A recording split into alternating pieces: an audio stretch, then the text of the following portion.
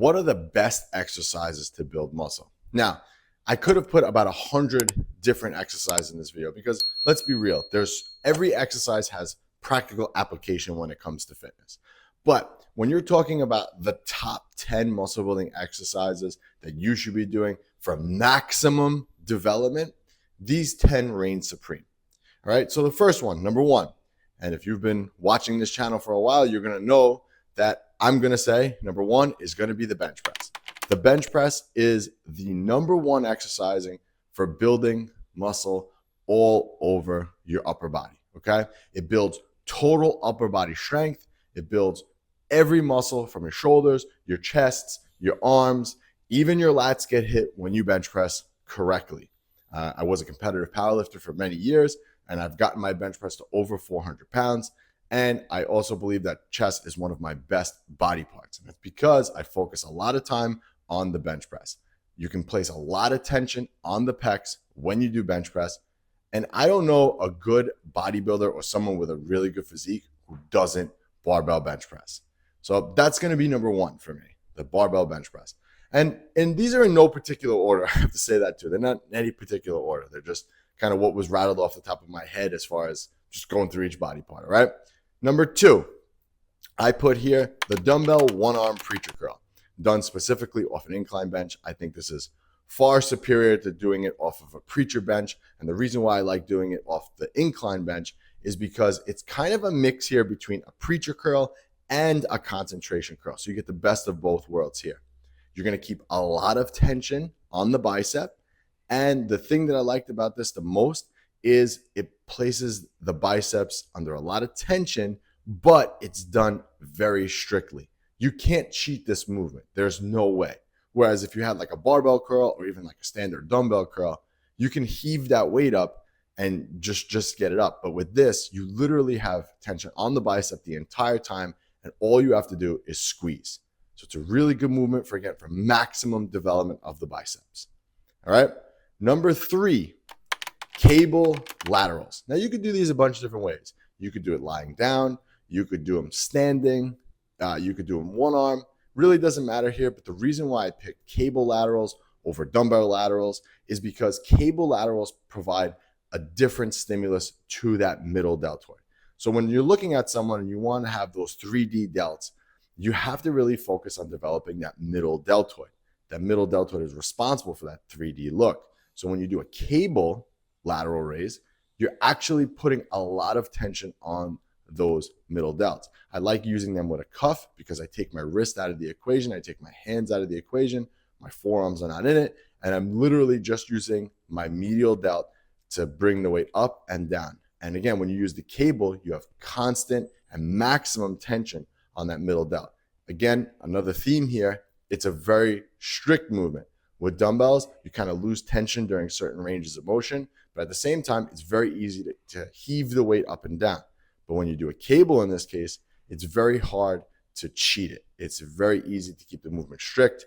And again, strict. And if you would have asked me to build the top 10 list years ago, I probably would have had a different answer for you. But the reason why I'm picking a lot of these movements now is because they're strict. They really put that tension. Remember, we're talking about top 10 exercises that for maximum development here, not just top 10 random exercises. All right. So cable laterals made it into this list. All right. Number four, barbell squats. This is the king movement. But the reason why I put it on this list, not just for quad development, squats help you to learn how to actually push yourself. A hard set of squats will kill you. You'll be dead for hours after a hard set of squats.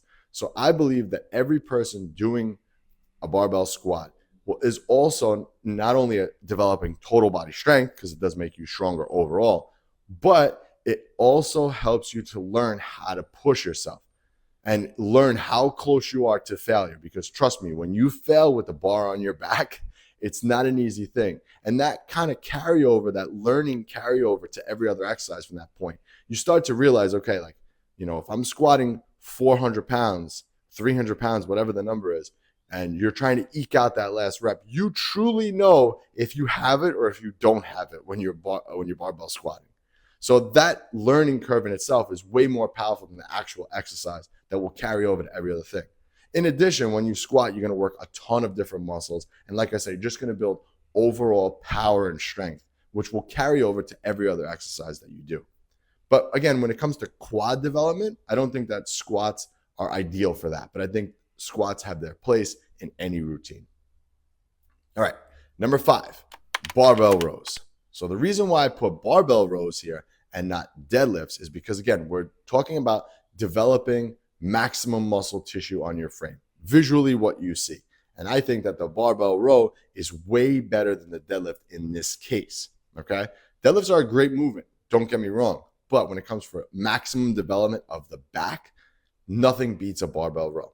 When you do a barbell row, you're also going to be working your erectors of your spine, which primarily are worked when you do deadlifts, but it develops your entire back from start to finish. When you're doing a deadlift, it's more of an isometric movement, meaning that your body is not really moving, you're just holding the weight statically.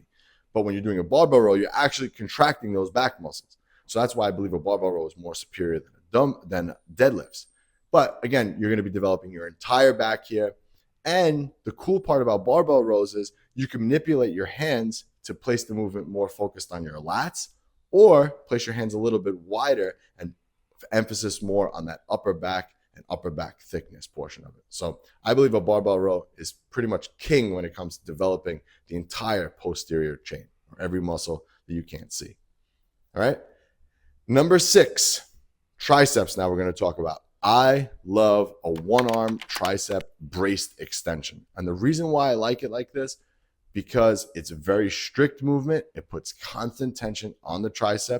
So 2 common themes here with all these exercises: constant tension, because that's what builds muscle, and strict movements. When I do triceps, I just want to work my triceps.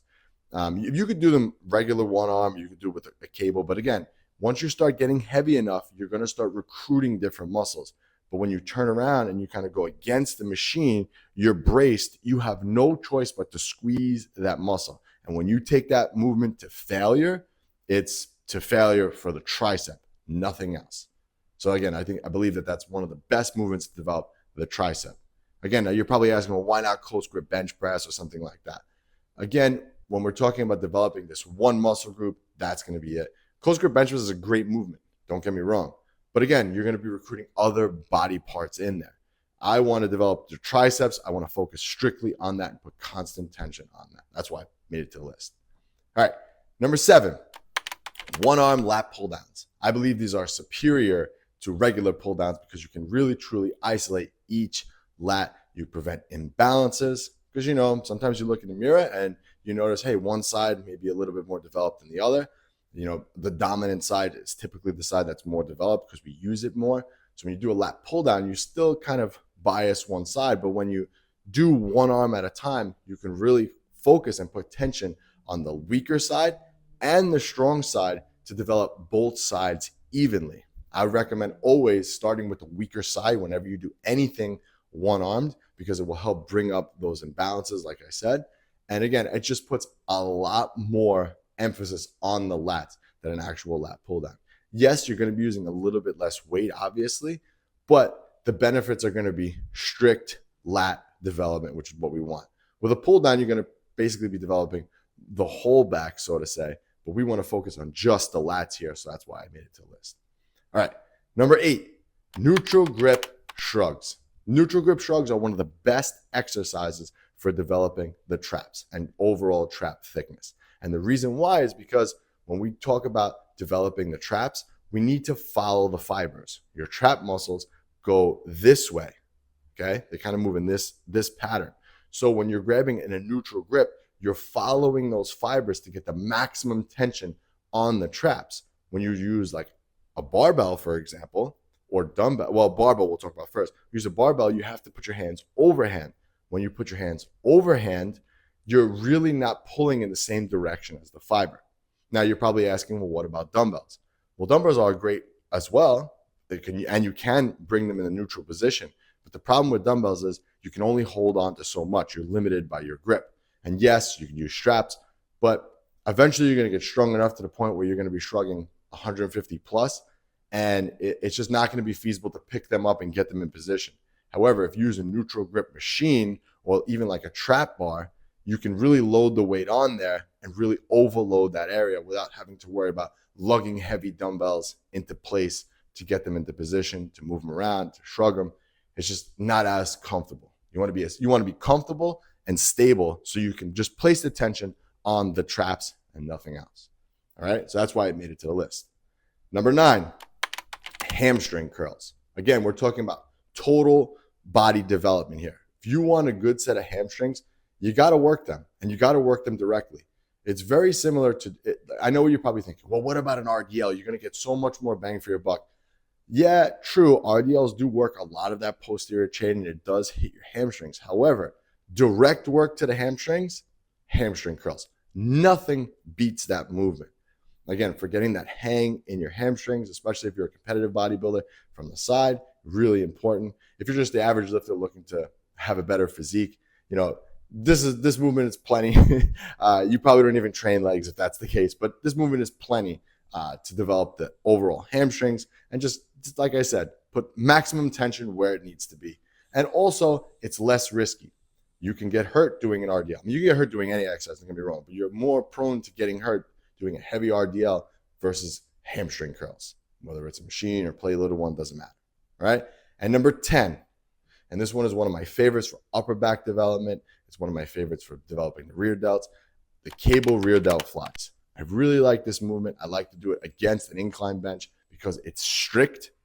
Same theme here. It's strict, constant tension on those muscles. Again, and those rear delt muscles, when they're developed correctly, the rear delt, the rhomboids, the middle traps, that detail of your upper back, when you take your shirt off, even if you're wearing a tank top, or even if you're wearing a shirt, those details pop through.